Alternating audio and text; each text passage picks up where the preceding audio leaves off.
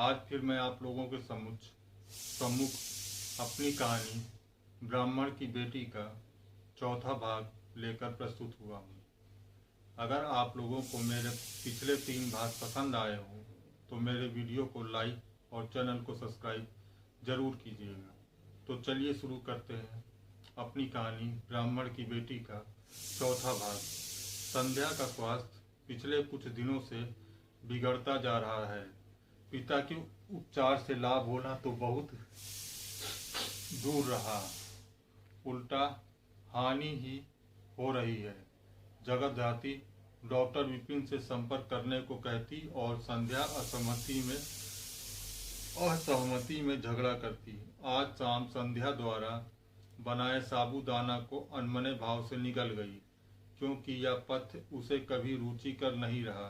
किंतु आज माँ उपालंघ से बचने के लिए वह न चाहते हुए भी निकल गई।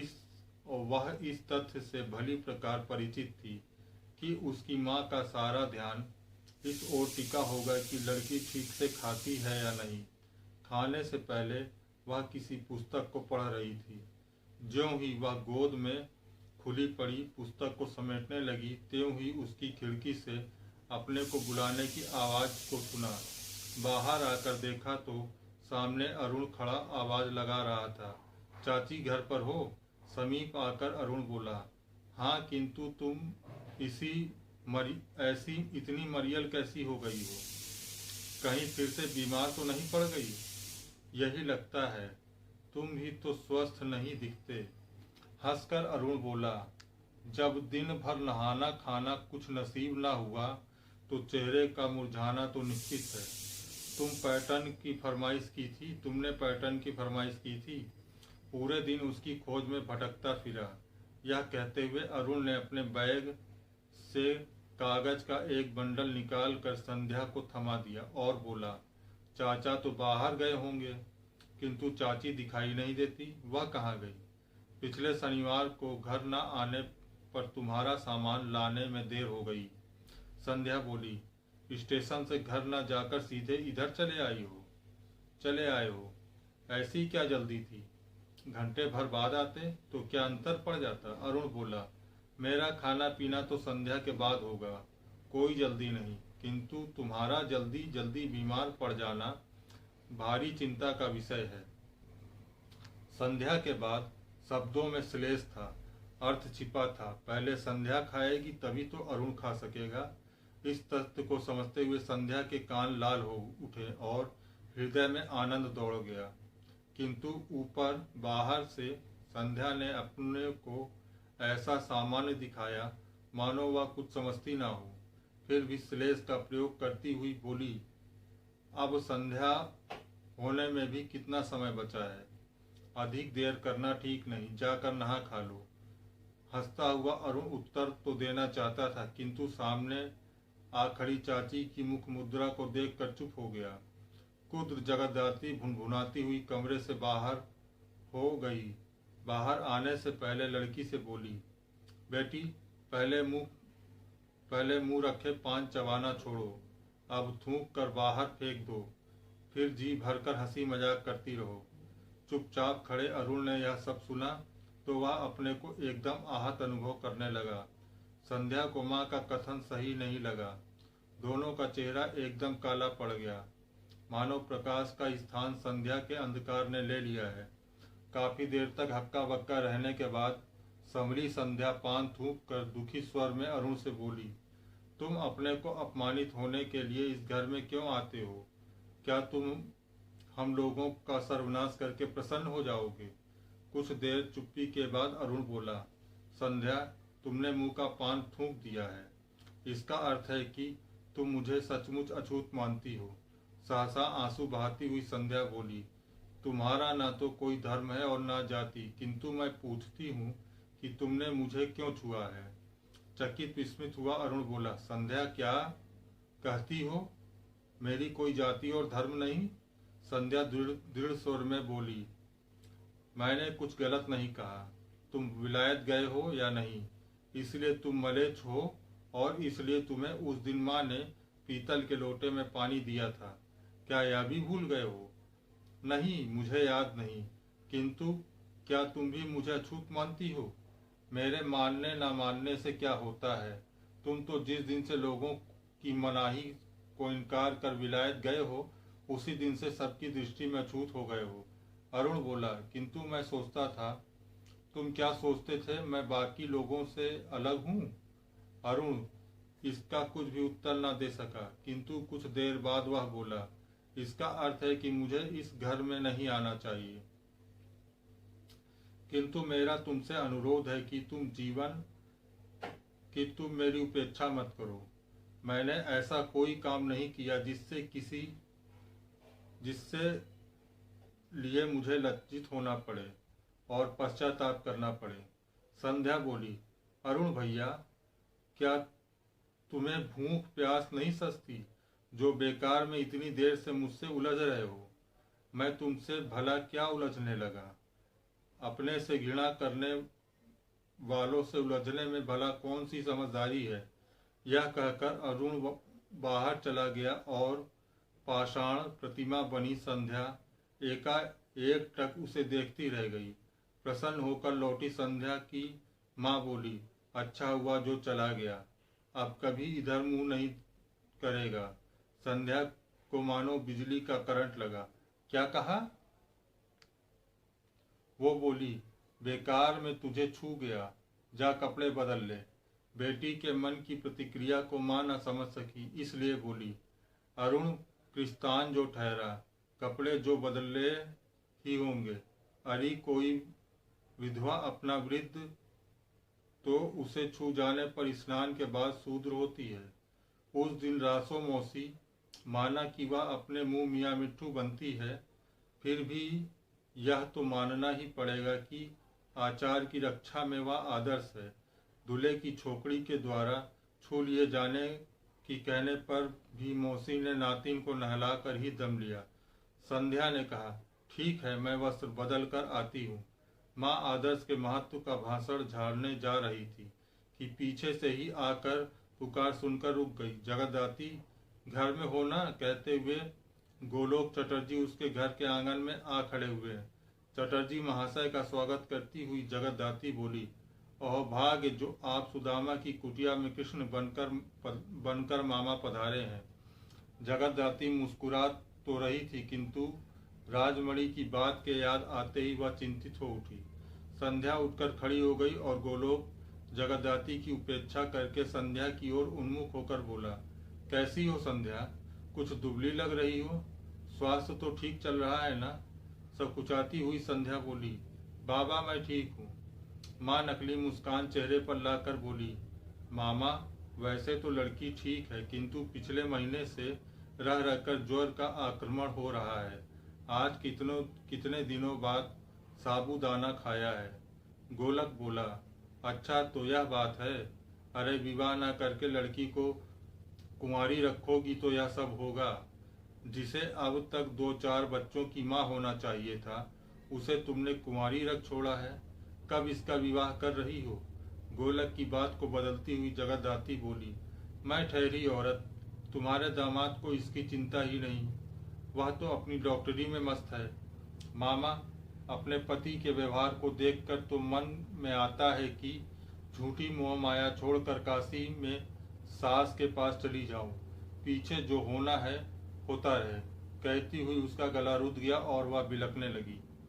गोलक ने पूछा, वह पगला आजकल क्या करता है? जगतदाती बोली, वह ठीक से पागल भी तो नहीं, तो उन्हें मैं घर में जंजीर से बांध कर रखूं?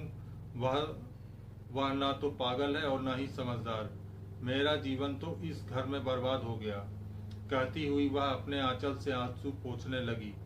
सहानुभूति में गोलक बोला, इसमें तो क्या कोई संदेह नहीं, किंतु बेटी तुम भी तो अपनी लड़की के हाथ पीले करने को उत्सुक नहीं लगती? तुम सोचती हो कि स्वयं लड़के वाले तुम्हारे घर अलग आएंगे?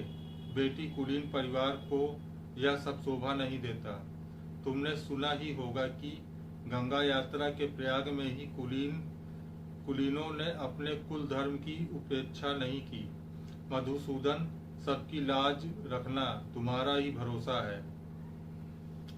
जगतदाती बोली, मामा, आपसे यह किसने कहा कि हम भगवान के सहारे हाथ पैर धरे बैठे हैं?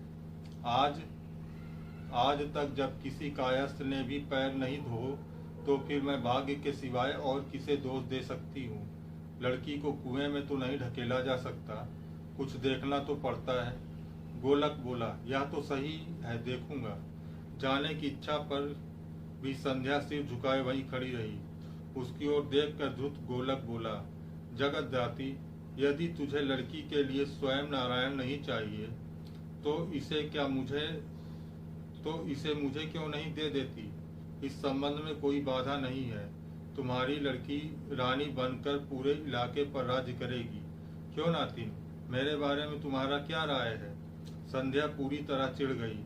अरुण और पिता के संबंध में माँ की बातों से वह पहले ही उखड़ी हुई थी। गोलक के इस कथन ने उसके हृदय में आग लगा दी। वह क्रुद्ध स्वर में बोली, बाबा, अब तुम्हारी आयु 4 जनों द्वारा उठाए जाने वाली घोड़ी पर चढ़ने की है। हाँ, तुम्हारे इस घोड़ी पर सवार होकर आने पर तो मैं फूल माला अवश्य डाल दूंगी। कहकर वह तेजी से भीतर कमरे में चली गई। लड़की की इस तीखी चोट से आहत गोलक असंतुलित होकर बोला, लड़की तो तोप का गोला है। जगतदाती, इस पर नियंत्रण रखना। मैंने सुना है कि यह तो बाप को भी खरी खोटी सुना देती है, किसी को नहीं छोड़ती। जगतदाती को इस बात पर पहले से डर था। बीच में कुछ देर के लिए अवश्य लगा कि गोलक मजाक कर रहा है। यदि लड़की सांप को बांबी में से जबरदस्ती ना निकालती तो वह शायद सारी बातचीत को मजाक में उड़ा भी देती, किंतु अब तो स्थिति बिगड़ गई थी। जगतदाती गिड़गिड़ाती हुई बोली, मामा, लड़की नादान है, उसकी बात का बुरा ना मानना। उसकी ओर से मैं माफी मांगती हूँ। गोलोक बोले, मुझे उसका कथन अच्छा नहीं लगा, और फिर तूने सुनकर भी उसे डांटा डपटा नहीं। लगता है कि चींटी के पर निकलने लगे हैं। मधुसूदन तुम्हारा ही भरोसा है। जगतदाती बोली, मामा, तुम्हारे सामने मैंने जवान लड़की को डांटना ठीक नहीं समझा। अब उसकी ऐसी खबर लूंगी कि वह किसी के आगे मुंह खोलने से पहले 10 बार सोचना पड़ेगा। गोलक ने कहा,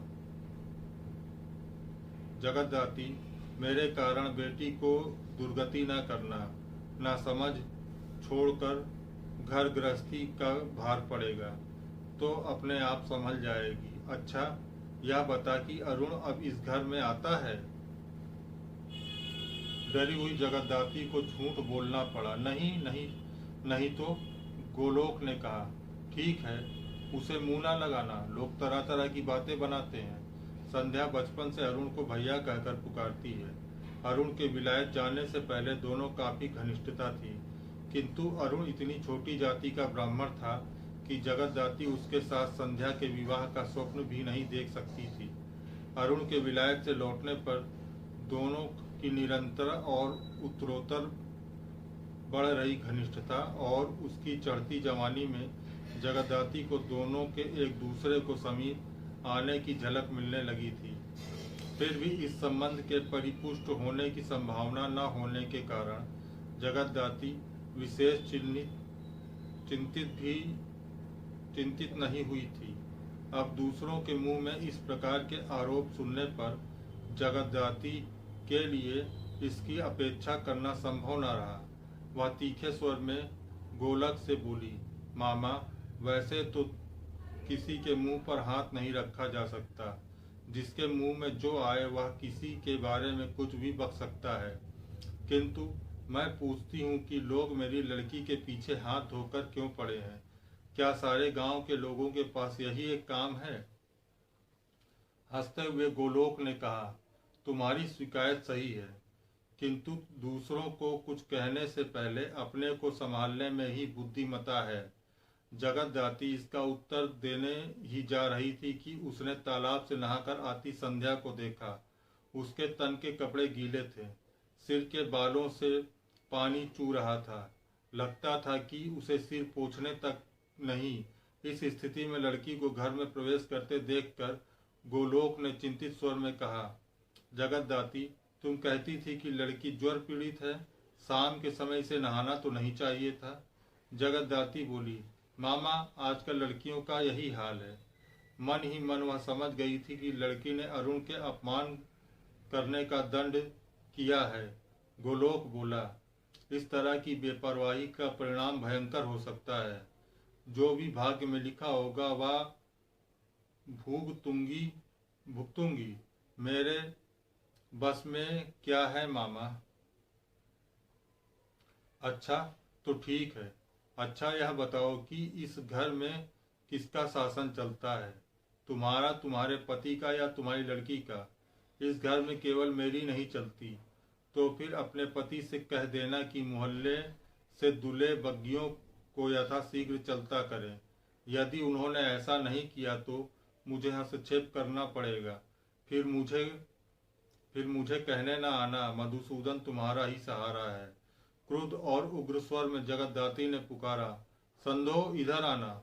कमरे में बाल पोंछ रही संध्या ने मुंह निकालकर पूछा, माँ क्या बात है? जगतदात्री बोली, उन शूद्रों को तू हटाएगी या फिर कल नहाने से पहले झाड़ू मार कर मैं ही उन्हें भगाऊं? माँ, दुखी, असहाय और दरिद्र लोगों पर हाथ उठाना कौन सा वीरता का काम है? यह तो कोई भी कर सकता है। फिर भी उसके रहने से आपको क्या आपत्ति है? गोलोक ने कहा, आपत्ति की बात कहती हो तो सुनो। परसों मैं घूम फिर कर लौट रहा था तो देखा कि सड़क पर खड़ी बकरी को वह लड़की मार पिला रही है। मार छिटक कर गिरना तो स्वाभाविक ही था ना। गोलोक को अपने चेहरे पर ताकता देखकर समर्थन में बोली, इसमें कोई संदेह थोड़ी है, मार के छींटे तो पड़ने ही है मामा। गोलोक ने कहा, अनजाने में भले ही सांप का विष भी खा लिया जाए, किंतु जानबूझकर तो जीती मक्खी नहीं निगली जा सकती। संध्या की ओर उन्मुख होकर वह बोले, नातिन तुम्हारी बात अलग है। तुम्हारी आयु की लड़कियां तो समय असमय कभी भी स्नान कर सकती हैं, किंतु मुझ जैसे व्यक्ति के लिए तो यह सुविधाजनक नहीं है। अपने भीतर के उफान को दबाती हुई संध्या को कहना पड़ा, हाँ बाबा यह तो सत्य है, किंतु विचारणी यह कि बाबूजी ने तो उन निराश्रितों को आश्रय दिया है, तो उनके किसी दूसरे वैकल्पिक आवास की व्यवस्था किए बिना उन्हें उजाड़ना तो अन्याय होगा। इसके अलावा इस बाबूजी का भी अपमान कहा जाएगा। लड़की के इन तर्कों पर माँ को इतना क्रोध आया कि उसे लड़की से बात करना ठीक नहीं लगा। गोलोक ने कहा, ठीक है, वैकल्पिक व्यवस्था भी कुछ कठिन काम नहीं। अरुण के घर के पीछे बहुत सारी धरती पड़ी है, उसे उन शूद्रों को बसाने के लिए कह दो। बग्गी दूल्हे शूद्र होने पर भी स्वधर्मी हिंदू ही तो हैं, उसे तो इसमें कोई आपत्ति नहीं होनी चाहिए। इससे उसकी जात के जाने का कोई खतरा भी नहीं है। यह कहकर गोलोक माँ बेटी के चेहरे पर ताकने और मंद मंद मुस्कुराने लगे। यह सुझाव जगतदात्री को उपयुक्त तो लगा, किंतु अरुण के नाम पर अनाड़ी लड़की कहीं भड़की ना उठे, इस आशंका से उसने कोई टिप्पणी नहीं करना ठीक नहीं समझा। जगतदात्री की सोच सही थी। उत्तेजित लड़की उचित अनुचित के विवेक को छोड़कर कठोर कर्कश स्वर में बोली, यदि जाति भ्रष्ट भी होती है तो इसकी चिंता अरुण भैया को नहीं। जात पात पर विश्वास न करने वाले इस बारे में सोचते ही कहाँ हैं। गोलोक ने हंसने की चेष्टा की, किंतु उसका चेहरा बुझ गया। वह झेप मिटाने के लिए बोले, इस विषय पर तुम्हारी इससे बातचीत होती है? खिलखिलाकर हंसती हुई संध्या बोली, क्या बात करते हो? जब आप जैसे बड़े लोगों को कौड़ी समझते हो तो मेरे साथ कहाँ से बात करेंगे?